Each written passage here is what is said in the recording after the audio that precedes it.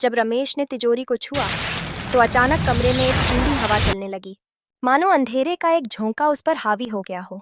उसका दिल तेजी से धड़कने लगा, लेकिन उसकी लालच ने उसे रोकने नहीं दिया।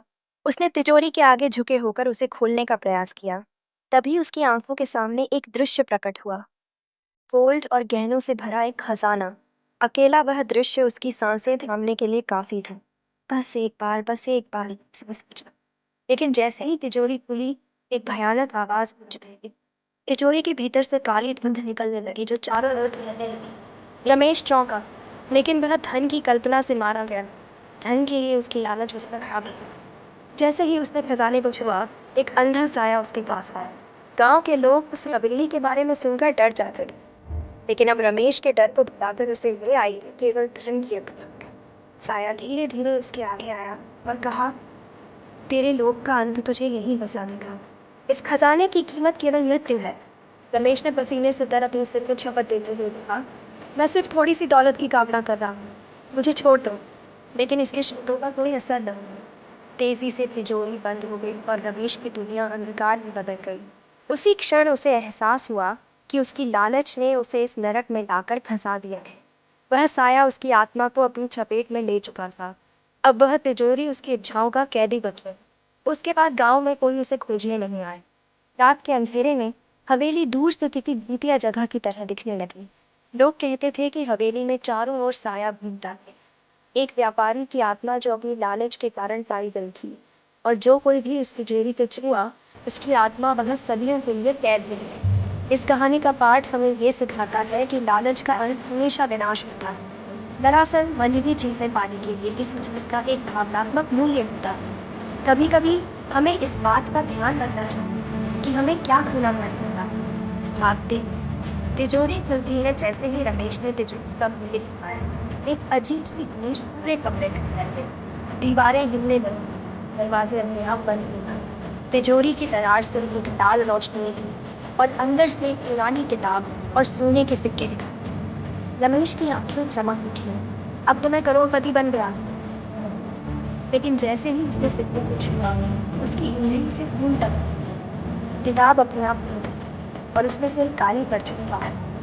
परछाई में धीमी आवाज आई, अब ये खजाना तेरा नहीं, तू मेरा है। रमेश चिल्लाया और दरवाजे बंद हो चुके। सुबह जब रमेश नहीं लौटा, उसके परिवार वालों ने पुलिस में रिपोर्ट दर्ज की। पुलिस ने कई जगह ढूंढा पर कोई सुराग नहीं मिला। कुछ दिन बाद गांव के कुछ लड़के शर्त लगाकर उस हवेली में घुस गए। अंदर पहुंचने पर उन्हें दीवार पर खून से लिखा, मुझे मत ढूंढो, मैं अब इस तिजोरी का हिस्सा हूँ। और नीचे पड़े थे रमेश के चश्मे और उसका पर्स।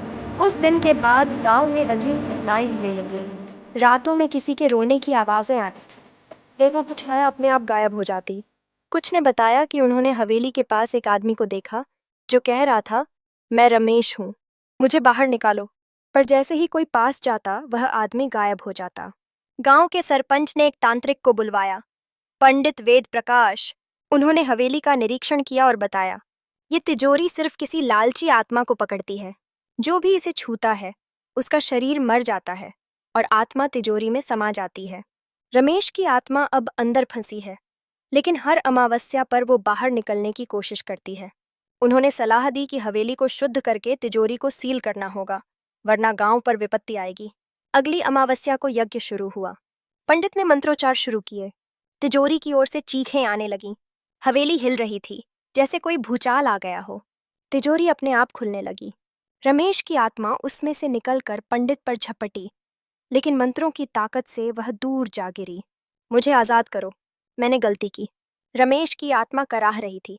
पंडित ने उत्तर दिया, जिसने लोभ के लिए चेतावनी को अनदेखा किया, वो मुक्ति नहीं पा सकता। यज्ञ पूरा हुआ और तिजोरी को विशेष ताले से बंद कर दिया गया। हवेली को ताला लगा दिया गया। सरकार ने उसे सील कर दिया। गांव फिर शांत हो गया। लेकिन एक रात एक नया आदमी गांव में आया, एक रियल एस्टेट एजेंट। उसे उस हवेली को खरीदकर होटल में बदलने का आइडिया आया। अगली सुबह वह हवेली में गया और कुछ ही घंटों में उसकी लाश मिली, आंखें खुली हुईं और मुंह से यही शब्द, तिजोरी। मत खोलो। मोरल ऑफ द स्टोरी, लालच इंसान को अंधा बना देता है। कुछ दरवाजे ऐसे होते हैं जिन्हें खुला नहीं करना चाहिए। और कुछ खजाने ऐसे होते हैं जो सिर्फ विनाश लाते हैं।